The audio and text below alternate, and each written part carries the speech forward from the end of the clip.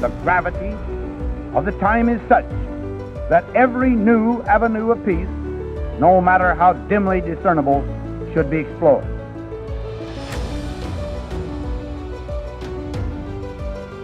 Never before in history has so much hope for so many people been gathered together in a single organization.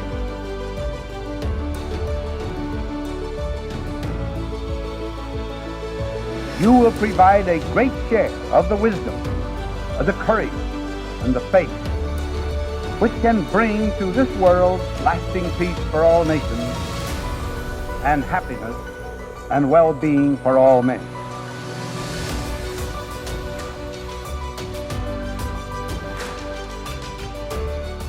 Hi, everyone. I'm Hannah Chabinsky, and you're listening to another episode of Titans of Nuclear. Today, I'm here with Kyle Hill, an award-winning science educator and storyteller who has amassed millions of subscribers across his YouTube channels for his entertaining and highly informative science and technology videos. Kyle, welcome. It is great to have you on the show. Oh, thank you so much for having me. That is a very kind introduction. I hope to live up to it. Oh, great. Okay, so why don't you start? Tell us about yourself. Where did you grow up? And I always like to ask, what type of kind of kid or student were you growing up? Oh, man. Loaded question. Yeah, so I grew up in Wisconsin, a little town outside of Milwaukee, Wisconsin, called Mequon, a little suburb there. And I was always a very nerdy kid, played dinosaur CD-ROMs all day. They called me the bug kid at school because I used to catch bugs and just observe nature. And I think in a past life, I was one of those naturalists that just went out and, drew jellyfish all day or something like that. I wish that was still a viable career path. But stayed in Wisconsin most of my life, was overseas for a bit in Shanghai, China, but did both of my degrees at Marquette University in Milwaukee, Wisconsin, a civil environmental engineering degree, and then a master's degree in communication theory and science communication. And from there, I can say that I've been very lucky in that I've been doing exactly what I want to do with my life, which is be a good teacher if I can for people who didn't get good teachers. I was very fortunate at every level, from Mrs. Smith all the way up to Mr. Duginsky, up through college, up through graduate school, to have teachers that really excited me, that were really engaging and engaged my curiosity. And not everybody gets that. So I feel almost a moral obligation that if I feel like I'm good at this, and I do, because you got to believe in yourself a little bit, then I feel almost obligated to do it for others in a productive, impactful way. Yeah, that's awesome. I have shout out to Miss Johnson. That's my teacher that made an impact on me when I was younger. Say hi, and say that you appreciated them before you don't get the chance to. I absolutely will. Yeah, I'm Mr. D. I mentioned he unfortunately passed away before I was able to say just how much he meant to me. So if you're listening out there and you have a teacher you want to thank, definitely do it before you can't do it.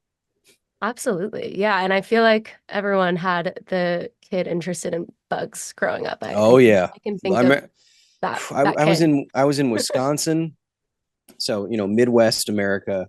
And one day, I remember my crowning achievement, I found a praying mantis. And in my head, watching Discovery Channel and stuff like that, in my head, like a praying mantis was like an exotic tropical insect. Exotic. You know what I mean? So to find one in Milwaukee, I was like, oh my God. I hope the other kids understood how impressive that was. I don't think they did. Well, cool. So, I mean, to me, that seems like the natural path then would to become a teacher, but instead you took a little bit of a different route. Can you tell me about that? Yeah, so my engineering professors were very confused that I wanted to switch into communication from an engineering focused background. But during my time at Marquette in my undergrad, I had started dabbling in just science writing. And I don't know exactly what it was. I'd always loved science and loved talking about it. But at that time, I was reading a lot of good communicators and watching a lot of good communicators, especially like Mythbusters, Hmm. Carl Sagan's Cosmos, those kind of things. And for whatever reason, I just got the bug that I started a free WordPress blog, and I started just writing for myself and sharing it on social media, which was nascent back in those days, and grinding out Twitter engagement and that kind of thing. Um, Back when it wasn't terrible. And from there, I got enough eyes on stuff that I was proud of that I got invited to Scientific American and their blog network. And from there, I kind of leveraged that work into some TV gigs Hmm. for Al Jazeera America at the time, which was trying to push into America, but ultimately failed at that. But while I was doing that, I moved out to Los Angeles in 2014. And through a series of very LA style luck, I made it to a fledgling company that would explode into a very large nerd pop culture company, Nerdist, started by Chris Hardwick back in the early 2010s. And from there, they asked me to start a science show on their large YouTube channel. So I already had a leg up in that respect. But from there, I have been doing my best to leverage my curiosity and my science background to explore and explain everything from anime physics to, as you can see behind me, Chernobyl. So, Yep. like I said, I've been extremely lucky and extremely fortunate to do exactly what I've wanted to do, but I've tried to use that in a positive way. Very cool. Yeah. And I feel like your timing was just right where YouTube like became the thing. I mean, now kids are growing up on YouTube, not TV. But like Yeah, around that time, I remember, I mean, I grew up watching a lot of YouTube. What were you seeing that was already, in science communication specifically on YouTube? Um, you know, who were you getting inspiration from and where were you seeing gaps? Like I can help fill gaps in yeah, either certain topics or how I'm presenting information. yeah, Can you tell me a little bit about that? yeah. So that was actually completely deliberate. Every time, in terms of what I cover, and so I'll start from the beginning. Yeah. Yeah. So I'm not like one of the original YouTube people, but I'm pretty close to the ground floor in terms of science communication. Now, I should say I don't consider myself a YouTuber. I didn't ask you to introduce me as a science YouTuber because while it is the main thing that I do, I don't consider it to be who I am or my personality or like the platform isn't what defines me. I'd rather I try to be impactful and to go where the eyeballs are. Sure. And so like I'm still pitching TV shows out here in Los Angeles. We're actually getting pretty far finally on one of them. I've written in magazines and done podcast stuff like this. So first and foremost, I to answer your question, uh, I do watch a lot of YouTube, but when I started, I didn't want to be a quote unquote YouTuber. Hmm. It was more just to be, I mean, for lack of a better analogy, like the next Bill Nye or something like that. Right. And and so it was a very deliberate decision to try to find a niche where I could have my voice heard. And that happened very quickly, actually. I have the specific story. At Scientific American, I had been watching an old nerdy show called Firefly, which nerds will know and love. And I decided to try to apply some of my engineering know-how to some physics in a certain scene that's very beloved by fans. Anyway, I wrote about it on Scientific American, and I remember the lead actor of that show, tweeting out the article that I had written, and he said, this is the best fanboy thing I've ever read. Like he wins, basically. And after getting like direct praise from an actor that I really loved, from a show that I really loved, I made a deliberate decision to be like the pop culture science guy. Um, because the landscape on YouTube especially is kind of saturated now. But back then there wasn't as many people doing, the physics of Superman kind of stuff. Right. Right. So I decided to kind of make that my thing. And so when I went to Nerdist and I started that show there called Because Science, it was about applying physics, engineering, math to superheroes, pop culture, Marvel, DC, all these things as a way to educate first and foremost. It's not that I'm the biggest nerd in the world or I read all the comic books or anything. That's very much not the case. But I know that from a communication theory standpoint, what I wanted to do was build on existing schema, we call it. So it's much easier to educate someone about a very complicated topic if they already have some scaffolding, some mental scaffolding upon which you can put more stuff. Mm-hmm. And so if they already love Captain America or something like that, Right. then talking about kinetic energy and momentum transfer and those kind of things become less unintuitive and less esoteric if you frame them and okay, let's try to explain how his shield works or something like that. So it was always a very deliberate decision to use pop culture and superheroes and whatnot as the sugar that makes the medicine go down, so to speak. And then that deliberateness even spread to even how I look. I mean, you can see me now, I'm kind of Thorish at this point. And that was also a deliberate decision to, well, first of all, I wanted to grow my hair out and I kind of look like I'm like generically handsome. So I'm like generically kind of like, hey, haven't I seen you from, you kind of look like, so I was already kind of leaning into that because I was in Los Angeles. I was a young kid, so sue me. I wanted to look cool. But then, people started leaning into like the science Thor thing, and so I did too. And so my look, my attitude, my topics are all a deliberate decision to get education under, not necessarily under the radar, but in a way that's more approachable. I don't look like a scientist. Yeah. And I don't sound like a scientist. And when I'm delivering technical information right now, I'm sorry, audience, I'm getting over a sickness. And I haven't gone into first gear, as I call it, to do the real, hey, what's good, but long story short, everything is kind of been a deliberate decision to find a certain niche and exploit that niche. And I think that's even more important today now, more than ever. Yeah.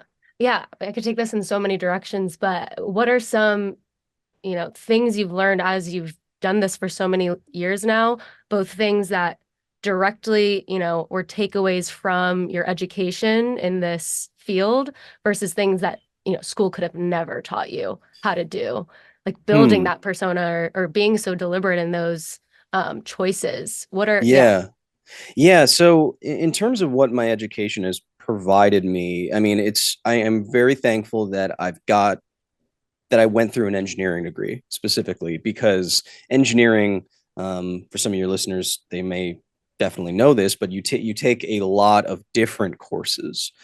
So for environmental engineering and civil engineering, I took everything from biology to bridge design and everything in between: calculus, thermodynamics, statics, dynamics, physics 1, 2, 3, 4, calculus 1, 2, 3, 4, different. So I took a lot of different science classes, and so I don't know very much.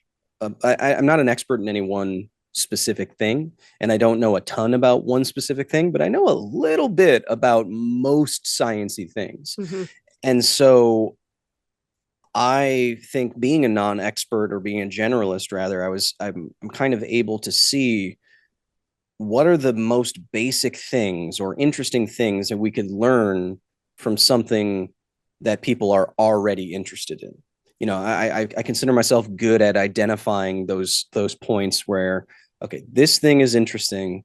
What's one kernel of a sciencey thing that we could get out of it? What's one new equation that we could learn? What's one new concept that we could learn? Don't go too far into the expertise. But what's using my knowledge base, what's one thing we could introduce to the audience? And yeah, like I said, it never goes too far into it, but I don't think you can expect people to go necessarily too far into it. And in terms of like entertainment know-how and building a brand and a personal connection with an audience, that's just all acquired knowledge that you kind of have to just put yourself out there. What I say to people and what I say to myself is be ready to be great.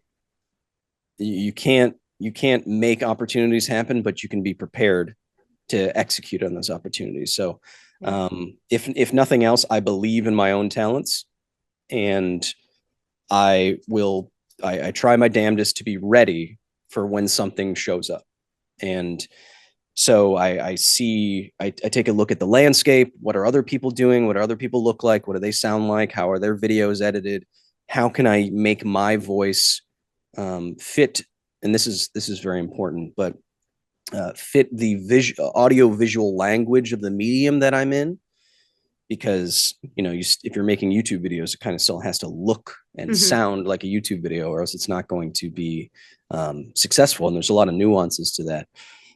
But how do I make that into my voice, and how do I leverage that into something that I can get behind day in and day out? But yeah, all the learning for that side of things has been kind of on site, which, as I'm sure you've heard, can be very stressful for quote unquote content creators and with burnout and everything like that. But if you fail, you fail completely. But if you succeed, you can be very successful. So that's the trade-off.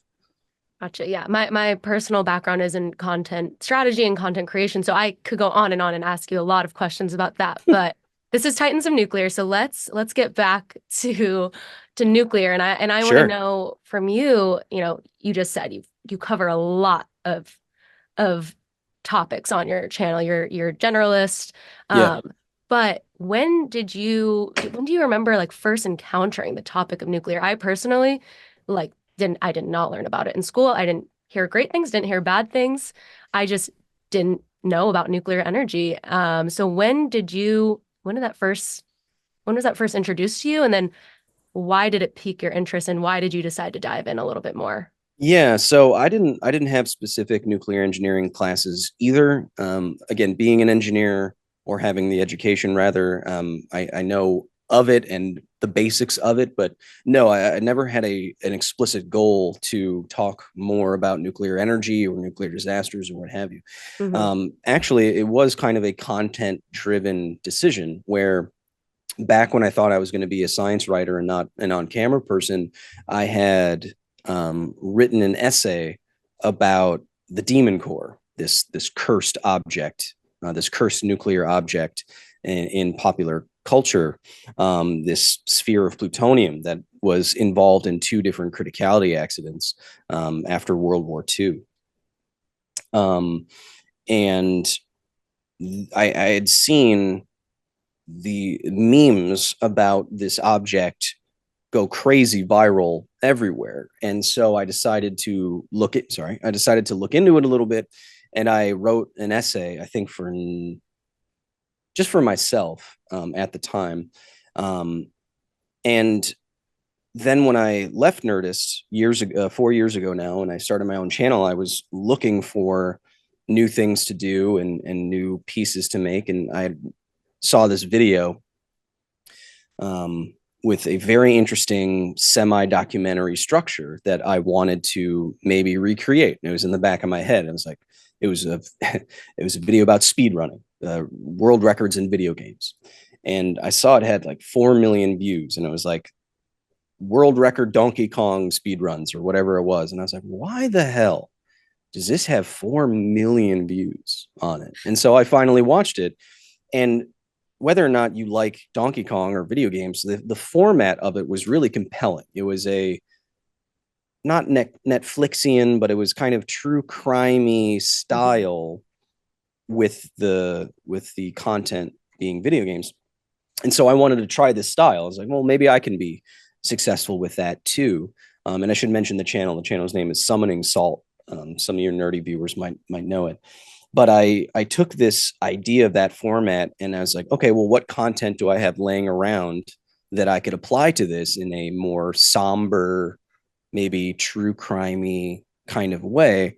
And it was this Demon Core essay that I had written. And because it was about nuclear physics and this cursed object in popular culture and two deaths that were actually quite, horrific, it had all of the bits and pieces to make a really good video, I think. And it went on to, I think it's at like 13 million, 14 million views or something like that now. And it was so successful and so immediately successful for me that being a content person second, engineer first, but a content person second, I just saw that, was like, well, there's no way I can't not try to do something like that again. And so I did. I took another essay that I had written for Nautilus, an online magazine, Nautilus, about another cursed nuclear object, the elephant's foot, which is a 2-ton conglomeration of nuclear material, melted nuclear material, concrete, glass, containment building underneath Chernobyl reactor core number 4. And I wrote an essay about that. And so I took that and applied the same format. And it was also immediately immensely successful. And then something I hadn't known about myself, when I was talking in this more, and it let me flex my writing muscles a bit, because I wasn't on camera talking about superheroes. I was talking into a microphone with words that I had written very deliberately in a structure that was very deliberate, with flowery language and all this stuff. I realized, or people pointed out to me, that I had a good narration voice and pacing and style as well. And so now I had this kind of new skill and a new style of content that was doing very well. So I leaned into it. And now it's the most popular thing that I do. I call them the Half-Life histories, kind of ripping off the name Hardcore History by Dan Carlin, who does incredible long form history content. But so I call mine the Half-Life histories. And I started going through, the big nuclear disasters, et cetera, et cetera. And I think we're up to like over 20 of these now. But in their success, people started reaching out. And I started getting really serious about it. If you can see behind me, that's me, the person right next to my headphone right there. That's me standing on top of reactor number 3 inside Chernobyl. So through the success of that, I've now been to Chernobyl. Spent a week in Chernobyl, spent 10 days in Fukushima. I toured Dresden in Illinois, a nuclear power plant, to make videos about nuclear waste there. I'm giving a talk at a nuclear industry conference in 2 weeks. I'm going to Florida after that to check out their nuclear power plant, and maybe tag some alligators. So what I'm getting at is, there has been a snowball effect for me. I'm not just tooting my own horn. There was a snowball effect from a content perspective that did 2 things: made me lean heavy into nuclear, and then also become much more versed in nuclear. So now, with my engineering background, it was pretty easy. I don't mean to make it sound nuclear physics easy. It's not, but already having an engineering background, it wasn't that hard for me to pick up the basics of nuclear power and nuclear physics. And now, I don't know if this is strictly true, but I might be the most visible pro nuclear power like content creator on YouTube. Maybe I can't think of anybody else. And that's a weird position that I didn't expect myself to be in. But it's a position that I'm totally fine with, because I don't come to nuclear power specifically, or to be pro nuclear power specifically because I'm being paid or I work for a company or anything like that. It's from my from a first principle engineering perspective, knowing the facts and the statistics, having been inside of Chernobyl and Fukushima, I'm still feel easily it seems easy to me that you can be pro nuclear power. So I come to it from a place of I feel like I'm totally valid in making those statements. Right. So it's a weird spot to be in, and I think Yeah.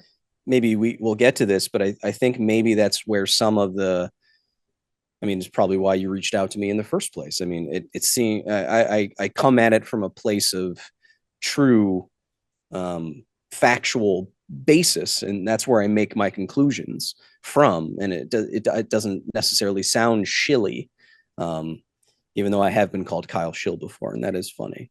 Well, yeah, I mean, there's such a difference, and we obviously value technical nuclear experts, right? And nuclear engineers and nuclear physicists here, but to open up what people perceive as such a complicated and complex and untouchable and Yeah, accessible topic, and you are breaking it down from a high level first principles point of view, and then yeah, going further and further and further into the point where you're visiting these sites and you're hugging, tasks. So yeah. I think They it's wouldn't let me in pretty the amazing. spent. I wanted to swim in the spent fuel pool. They I wouldn't let me I do it. saw They wouldn't they let me said do that it. the hair was an issue, the hair tie Yeah, could get I in mean there. that is true. It would. Yeah, I have a lot, and it would probably clog something up. they might be But valid there. but what you're noticing is I'm happy that you're noticing that, because doing the first principles thing and approaching it from a very basic standpoint. Well, first of all, I try to understand it personally from a technical standpoint. Sure. But for the public and for a communication effort, specifically with nuclear, which has probably the worst PR history of any industry ever. I mean, even like big pharma probably comes out on top Yep. of nuclear, and it's because of three separate disasters. Um, Disasters that if you knew the actual statistics of them, you probably even wouldn't you you wouldn't even write 3 Mile Island down next to like a Chernobyl. Like that would be incorrect Yeah. to do just from like a health physics standpoint. But it has such a bad PR campaign that what I've been trying to do is identify the first principle pain points, I call them, that people actually have about nuclear power. When I put my ear to the ground on social media and I see memes about nuclear power and things like that, it does really seem that the public, or at least educated parts of the public, know that nuclear power is just, as I say, using spicy rocks to make steam. That's it. They Yep. know that. They get that. But they still worry about it. It doesn't matter what they know technically. Chernobyl still looms large. Nuclear waste still looms large, even though there's never been a nuclear waste disaster in the United States. And no dry cask on site has leaked ever. Yep. So I don't know exactly where that comes from. Maybe it's The Simpsons, and I'm I not think joking. it is this. I Yeah, genuinely think it might be yeah, The Simpsons. I'm not even joking. Yeah. Yeah. So in going to Chernobyl and Fukushima and going and asking the government if I can kiss a dry cask, Yeah. I'm not just doing like a fetishization of nuclear power. It's trying to put my money where my mouth is and saying, okay, well, if you think Chernobyl and Pripyat is like truly like a cursed place, well, then let's go. Yeah. Let's go. Let's see. Let's walk around. Let's have our Geiger counters out and let's talk about it. And I think I've benefited from being publicly a science guy for 10 years before this point. So people, I hope, get the sense that I'm not just trying to push an agenda here. It's more like, okay, well, you've asked the question, you have the questions, let's go and let's figure it out. This isn't, I'm not a nuclear engineer. I don't work at a company. I don't get paid by these people. And you have questions. So let's try to find some answers. Yeah. I mean, I think for anyone who's listening, please go watch the Dresden video that Kyle has. It is super fascinating and really well done. And I think although the video is super well done, and one of my favorite parts about it is a comment that I saw, and it was something along the lines as you're more likely to get a disease from the bacteria on that dry cask than any radiation from it. I thought that was So well put. And Yeah, another line you had was, where's the nuclear waste? You point to this massive dry cask. Where's fossil fuel waste? And you breathe in. And I just thought that was so impactful. Something anyone, even if that's not going to be what does it, I mean, they start to think differently yeah, no, exactly. about this And topic. I'm actually really proud of that line. I do try to write my stand-ups beforehand when I can, but sometimes I just wing it, and that Mhm. was winging it. And Oh, I nice. feel I feel I feel pretty good about that one because I mean, yeah, to your point, there is this difference in our collective memory for whatever reason. Hmm. It's like you know what it's like. Speaking of off the top of my head, it's like car accidents versus plane crashes. And fossil fuel and its pollution has been an ongoing car crash situation where we know it happens, we know it kills people, and we have accepted a background rate of killing people. We could collectively choose to lower all the speed limits and to change the car regulations, but we don't because we have collectively decided that getting to places in a reasonable time is actually more worth it. Hmm. And this is a cost benefit that we do across society for everything. Engineering decisions for everything. We could make the letters on exit signs larger. We could make curves, less sharp, and this would all save lives. But we don't do that, and we've made that decision, and that's fine. We make those decisions everywhere. So that's a car crash situation. But nuclear energy is a plane crash situation where it happens almost never, literally almost never, but the accident is so visceral and so scary. In airplanes case, falling to your death. In nuclear case, some invisible thing, giving your child leukemia. That prospect is so scary and so visceral for us as humans that it gets all the press. Hmm. And so even though I think this analogy is still holding, so I'll keep going. So even though last year there wasn't a single death in the U.S. Airplane industry from crashes, not a single person, I still would probably say that more people are afraid of flying than driving, even though 40,000 people die a year on United States roads. And so that's the difference that we have here. This nuclear power and nuclear energy, nuclear disasters has this visceral plane crash like reaction that scares people for a long time. But we have forgotten about the constant daily by the end of this sentence, someone will have died in a car crash in the United States. So we've decided or just forgot that is an ongoing issue. Hmm.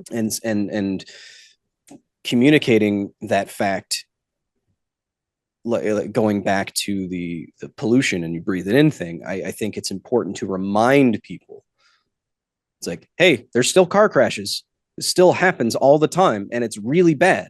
And we've decided to forget about it. And that's the fossil fuel versus nuclear to me, where nuclear is so clearly, even if it's not 100% safe, nothing is, but it's still so orders of magnitude safer and cleaner that for me as an engineer, it really is just a slam dunk thing. Like if I discovered that technology, be like, holy shit, like this has to be everything now.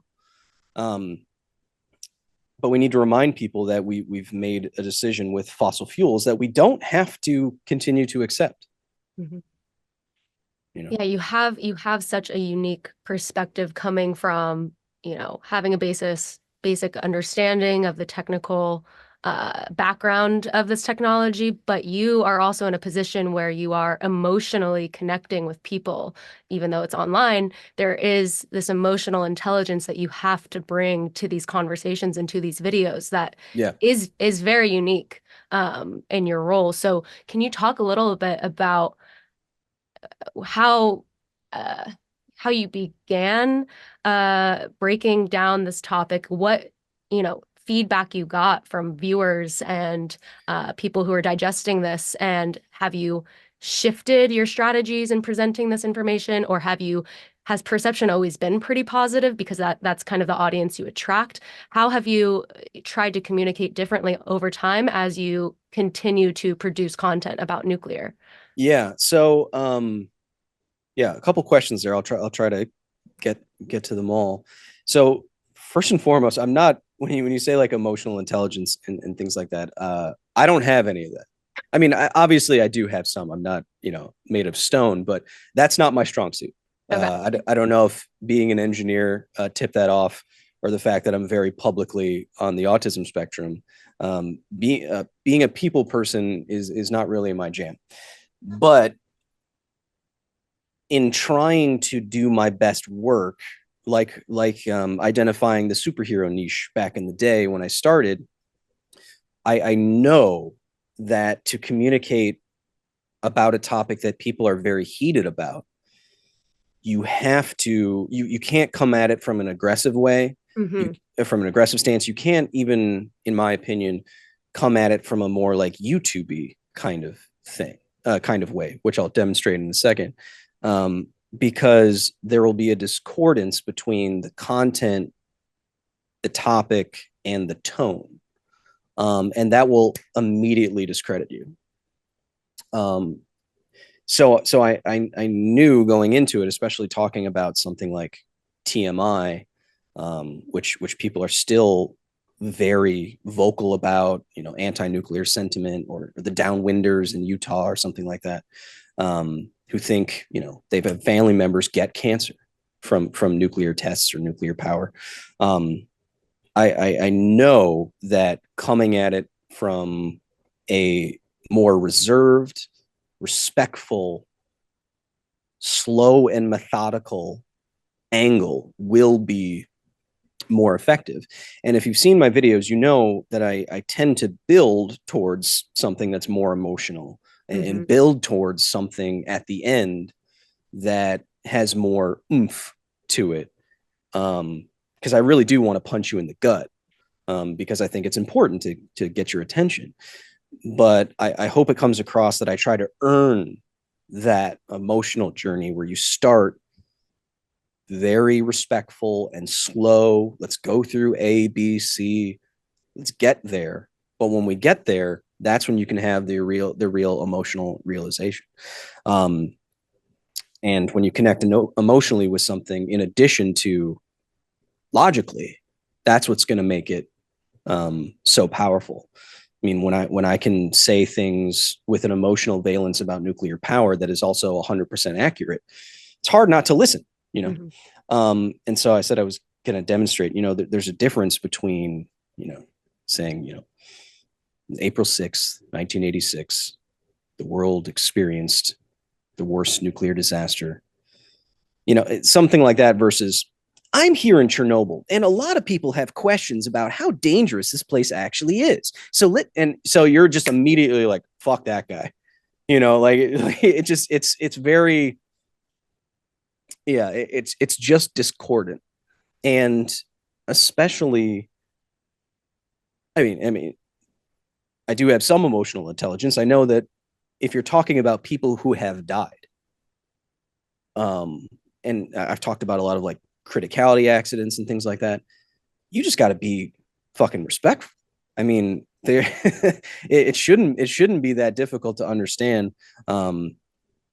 There's actually an unfinished side of one of these videos I wrote about Douglas Crofoot, who is a man who's suspected to be the only suicide by radiation that we know of, where we think, or it's been speculated that he took an iridium capsule from a pipe diagnostics equipment, and held it to his chest and fatally irradiated himself.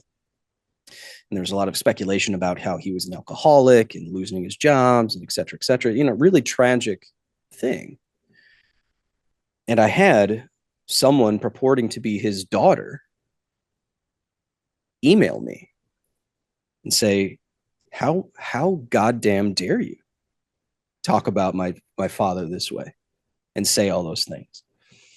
And so, of course, first and foremost, I said, I'm sorry you feel that way. I thought what I said was accurate, but more importantly, if there's anything that I got wrong, or if you want to talk to me, I would love to talk to you. I would love to know what you think or what happened, or et cetera, et cetera. And she never responded. But my point being, there's people behind these stories, and it's different from talking about how strong Goku from Dragon Ball Z is. When you go to Chernobyl or Fukushima, especially, there's a lot of history and a lot of pain, and you need to be cognizant of that pain, or else you may not explicitly feel it. You may not write it down in the YouTube comment, but in the back of your head, when it's not fitting right. And so I'm trying to get these things to fit right. And I'm rambling now, but that's why, for example, my visit to Dresden is more upbeat and is more YouTube-y, for lack of a better word, because I think it's a cool thing to do. I went through all these hoops. I slid into the DMs of the White House to do this. Everyone there is a big old nerd, and we had a good time. Yeah. And so you can be a little bit more animated while being, still informative.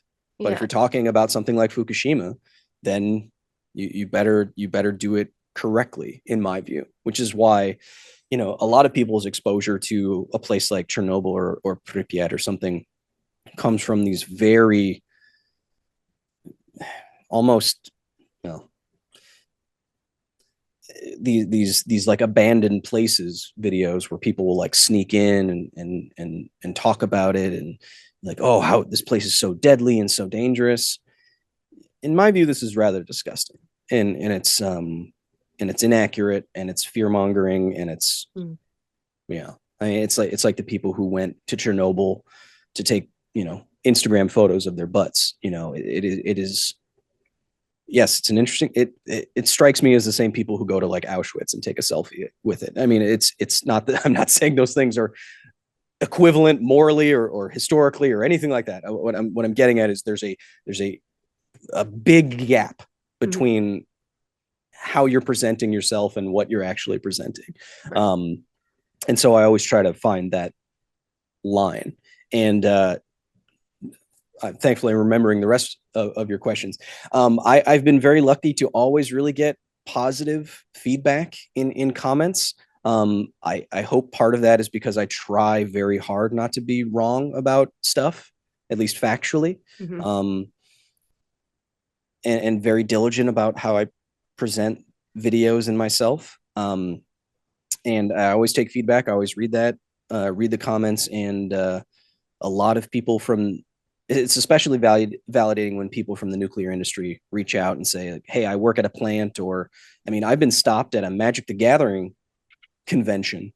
They're like, hey, I work on this nuclear submarine, and I think your videos are cool. I was like, holy shit.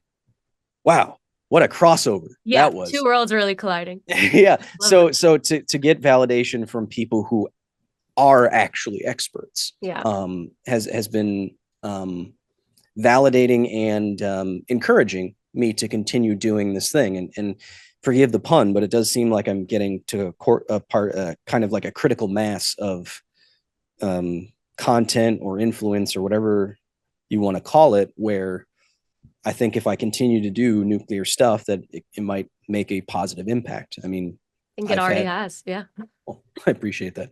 I get emails almost weekly, I'd say, from people who are like, hey, I'm going into nuclear engineering because of you, or I'm doing this, that, or the other thing. And that is my entire life's goal, if I had to crystallize it, would be to do the things that in 10 years, whatever, some kid would come up to me or email me and be like, I did the thing because of that thing that you did. That's all I'm going for.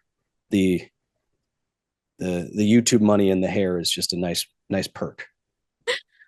That's awesome. But you called it rambling. I call it, you touched on exactly what I was getting at, which is... Well, no one ever picks my brain about this stuff, so I have a lot of things to say.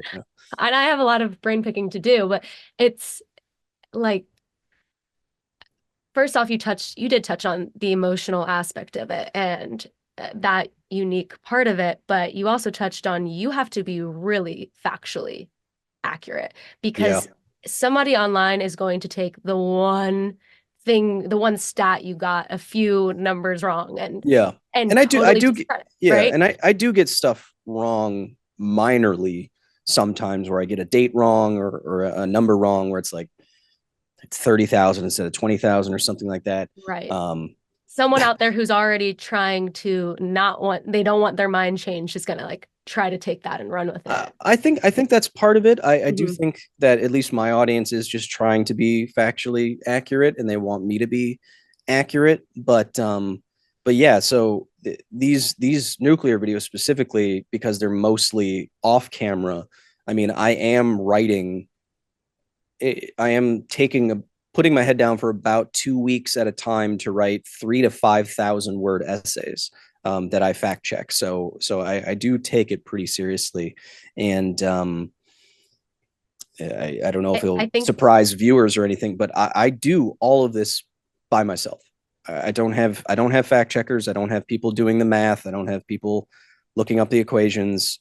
I have a couple employees who edit videos and things like that. But other than that, it's all on me. So if I get it wrong, that's my fault. That's a blessing and a curse. Hmm. I need to stay honest because you know there's a quote from a video game character.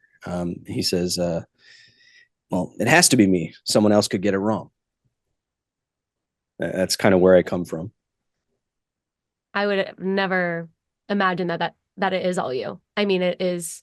I'm a glutton for punishment. I mean, There's it so was much that goes into like people don't realize like a 15-minute video even. That's Oh two my two two full weeks of work. I'm paying employees a good wage to work 40 hours a week editing one video, Yeah. something like that. But I also should say if anybody's listening wants to make content or is making content, like I said, I have experienced burnout. I'm almost in a constant state of almost being burnt out for everything. It's probably not the right way to do things. When I started on YouTube 10 years ago, I was a salaried employee of a large movie company. And so I was afforded the salary, the benefits, the equipment to make a science video every week for 5 years. I don't think I missed a week. So something like 250 videos, which is insane. That's insane. But I was only able to do that because I had all this other infrastructure around me. So when I left that company and started my own, I had already this workflow under my belt. Like I knew how to make that work. And so I still do that more or less, even though, we're not publishing as much these days as we're traveling. I just got back from Germany. And so we had like 2 weeks off and those kind of things. But it's not necessarily the right way to do everything yourself and try to get out so much content.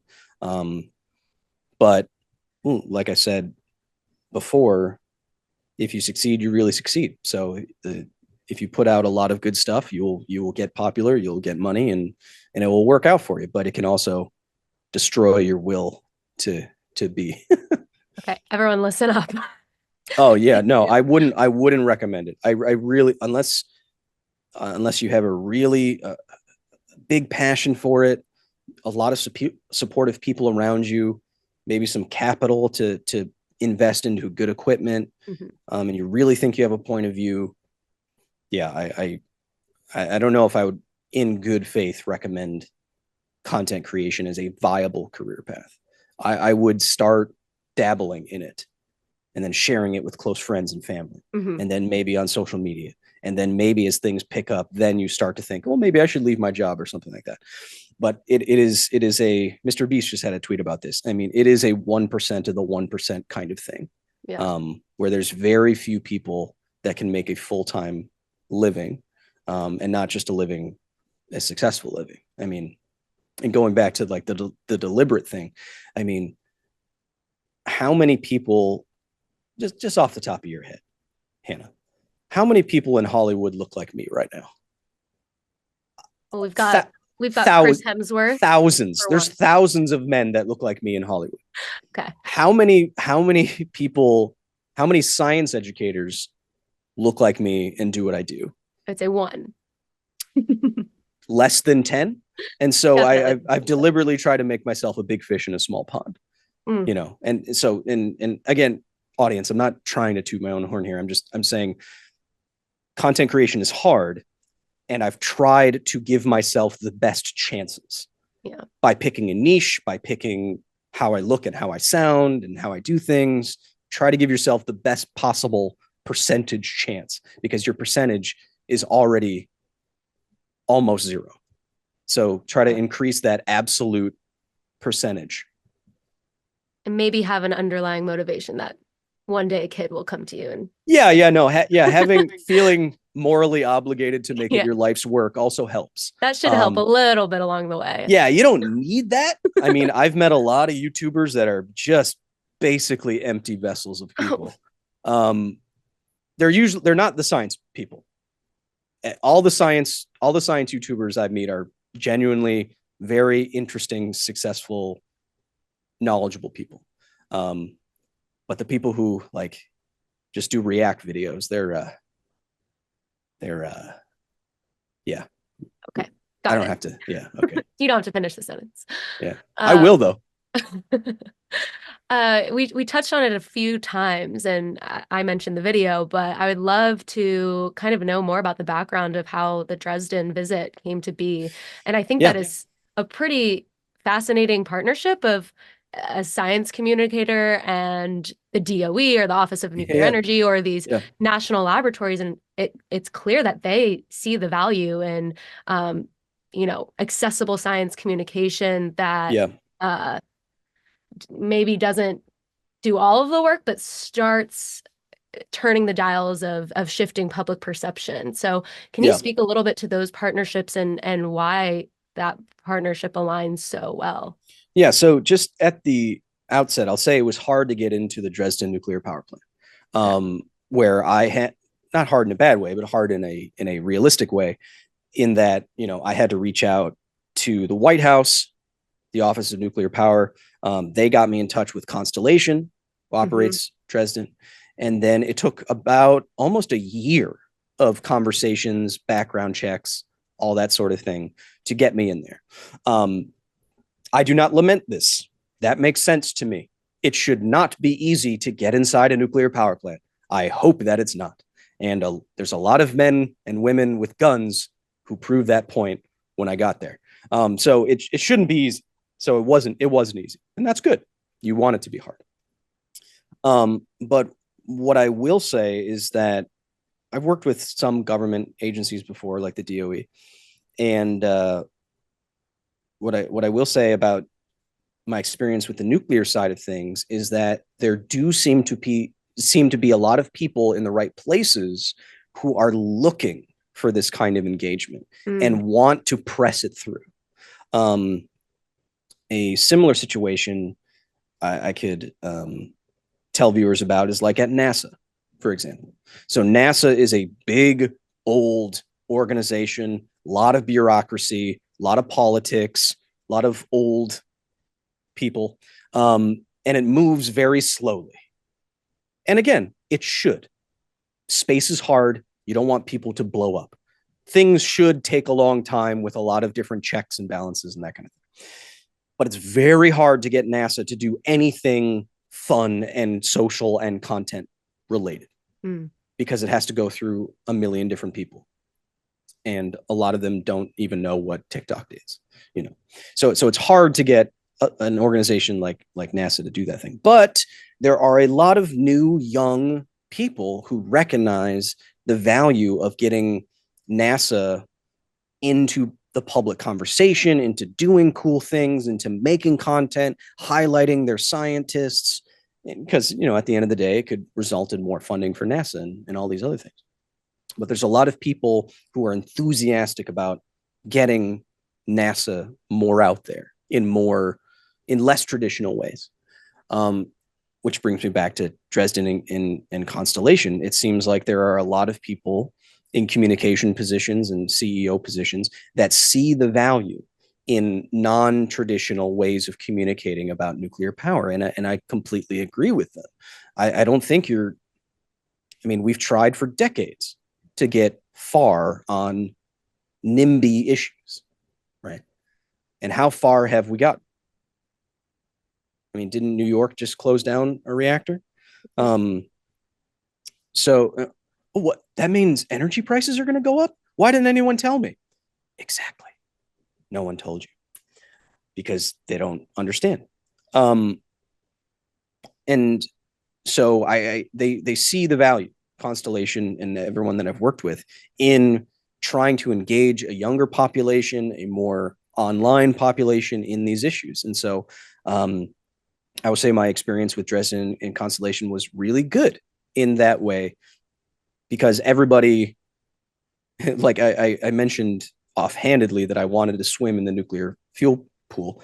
And someone actually asked that for, like, they're like, okay, I'll ask them. Like someone was willing to ask for that That's silly awesome. thing. Yeah. But the fact that they were willing to do that shows to me a willingness to, okay, we got to try something different or something new or something interesting and fun. Yeah. And if any industry needs something like that, it's nuclear, because it is seen as a dangerous, complicated, not mysterious, but like behind closed doorsy, governmenty kind of thing. And it is, but the public perception of it is very,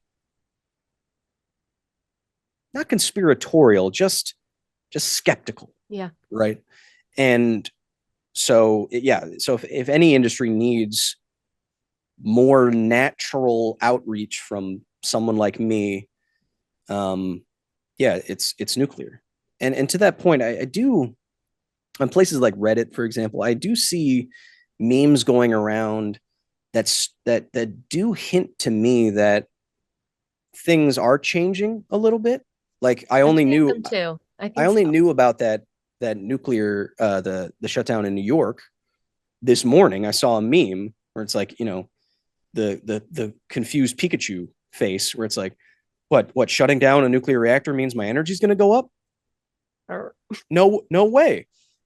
But the fact that memes are being created about it by intelligent people, or it's Reddit, maybe not intelligent, but the fact that memes are being created is an indicator that there is a public perception that is positive in that way. Right. Because you'd have to imagine that, 1% of people, very few people make memes. And so it already has to be an ambient level of this idea. Good point. For it to be naturally naturally selected for as a meme. The original idea of memes from Richard Dawkins is that they are naturally selected ideas that evolve over time, right? And so for these memes to end up in front of you or me on our phones, they go through this process of selection. And the fact that I'm seeing more and more positive nuclear memes is an indication to me that there is some tide moving somewhere. I don't know how big it is. I don't know how long it's going to take, but it does seem different these days. Yeah. And I think if I personally can add to that, I think it would be a net benefit. Again, not because I work for one of these companies, but I do believe in nuclear power's ability to help with climate change and to help with pollution and those sorts of things. So I feel it is valuable. Yeah. In that way to get more non-traditional communication out there. Even, old CEOs aren't going to like the idea of memes or even understand them, but I think it will be important, because that is the grassroots. Yeah. Yeah, definitely. And, you spoke about some of these industries being a little bit closeted. Yeah. I would be great for them to be more accessible for people to be excited about it, I feel like there have been a lot of, technology breakthroughs, like fusion. People weren't talking about nuclear, they hear about fusion. That's really cool. That's a really fascinating thing. They want to learn more, and then maybe they get into fission. What other nuclear technology are you excited about that you've been hearing about that you want to cover in the future, or you just know like that's the sort of buzz this industry needs to get people excited about it and not solve the PR, but help it a little? Yeah. So I think when you say technology, I think it's important to highlight other things that nuclear can do, because if you understand those things and their potential application and how that can be beneficial, you do it enough, and even if you don't know it explicitly, it works its way into the back of your head, where it's like, well, maybe a nuclear reactor isn't so crazy. You know what I mean?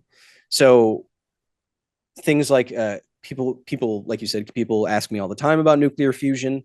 At the end of the day, it's going to be exactly the same thing as nuclear fission in terms of energy production, making steam.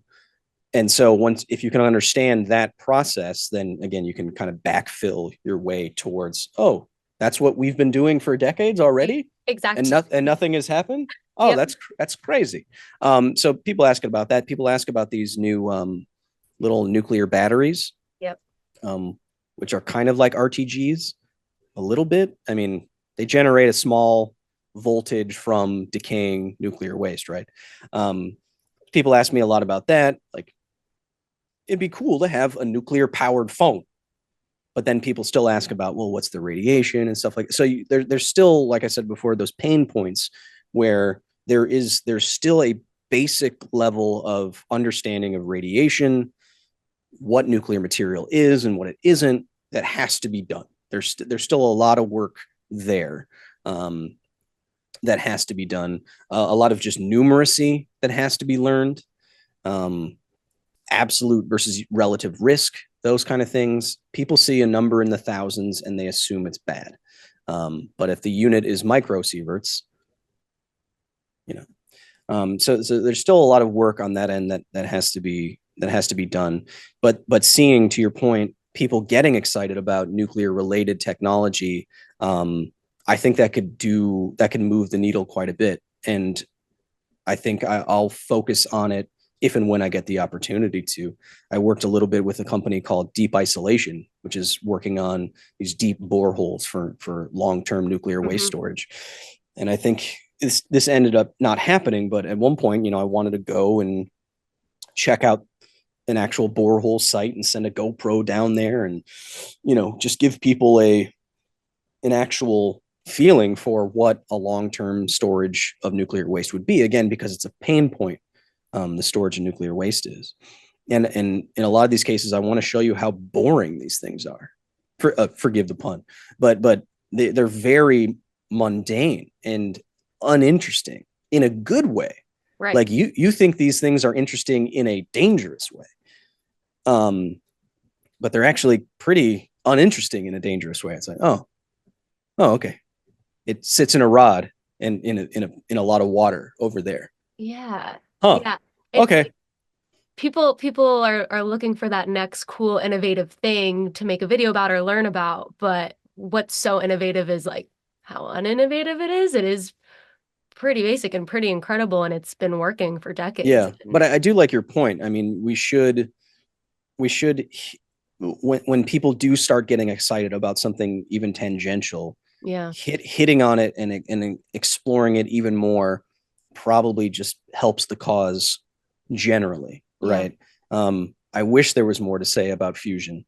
But there's a new article about fusion every week, and it always says the exact same fucking thing that it said 5 years ago.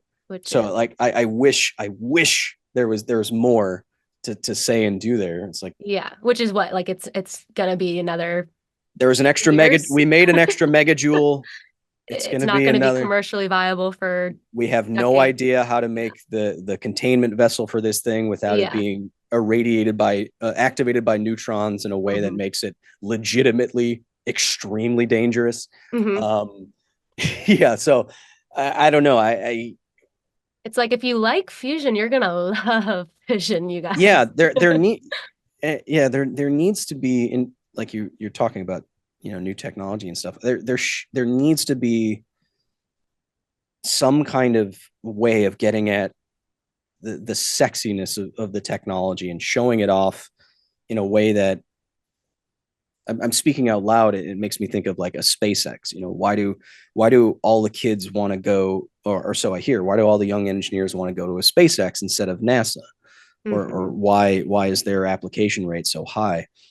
And if Elon Musk did anything right, which he hasn't done many things right, but if he did one thing right, it was taking a technology, electric vehicles, and making it desirable and sexy and cool. That was a brilliant move. I think the man is a tremendous asshole, but one thing he has done right is make new electric cars very sexy. It is the top selling car in California. That's crazy to have an electric car being the top seller in the one of the biggest states. So that's crazy. So is there a similar nuclear path where you could have like a SpaceX like interest in, look at our new reactors that, they're so efficient the government won't, like, they think that they won't work and we're going to prove them wrong, and we're going to make all this out of carbon fiber. And I'm speaking out my ass, but you're getting the idea, right? That you want a similar, like, disruptive, interesting, modern, youthful approach to this very old technology that I think would get more people excited about it, more interested in it. Like, look at what we can do if I bring a couple of rocks next to each other. I can power 1 million homes. Isn't that insane? Come work for us. Like there should be something similar. There just isn't. Going back to your point, I mean, these big old corporations, companies that are just slow to move, hard to move. There's billions of dollars at stake. It would just take a lot. But I see an opportunity in the space to have the kind of technology and marketing of that technology that gets people excited about it, Yeah, 100%. You actually covered so many of my concluding questions, which was, one of them was basically what you said, like why do you do what you do? And I think that's well, very I have an actual story about that. Okay, let's if end you on want to that. hear it. Yeah, I would love to hear. Let's end on it. So, and again, it's going to sound like I'm tooting my own horn, but it's only because I want to explain why I have such a conviction about these things.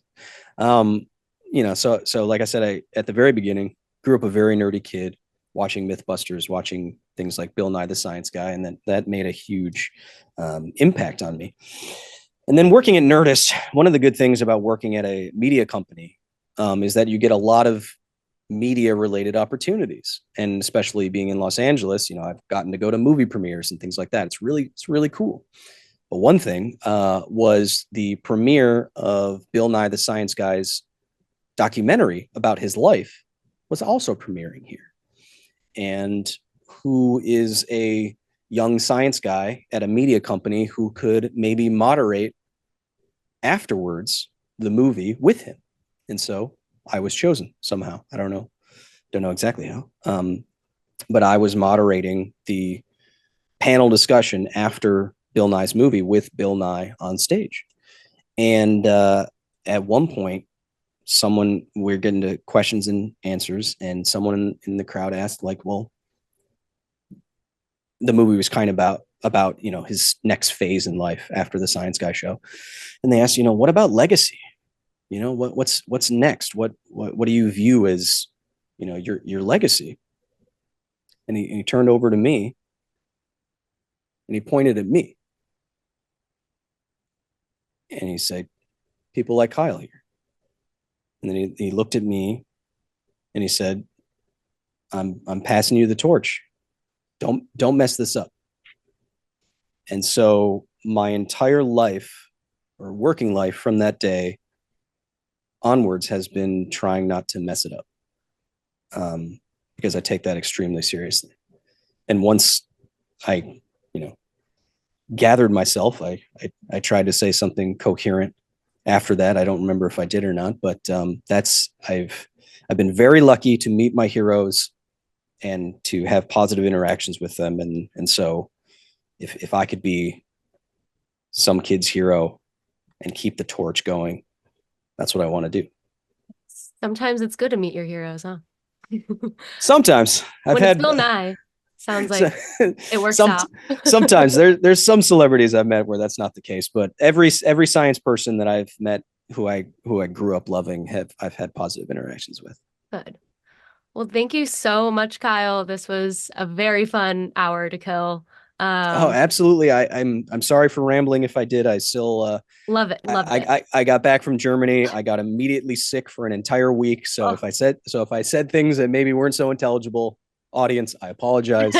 But yeah, it was an absolute pleasure. And thank you for giving me an opportunity to think about things and say things that I usually don't do and say. So that was a fun opportunity. Great. Yeah. Thanks for giving me the opportunity to ask them. So, all right. And if you haven't checked out Kyle's channel, I really highly recommend you do so. He did not ask me to say that. And I'm just saying that. I'm holding a gun to her head. You can't see off camera. All right. Thanks so much. Yeah. If you want to see anything, just type my name in on YouTube and you can find everything that we have there, from playlists about Fukushima to Chernobyl to the regular nerdy stuff that I do. Thanks again for having me, and yeah, let's do this again soon.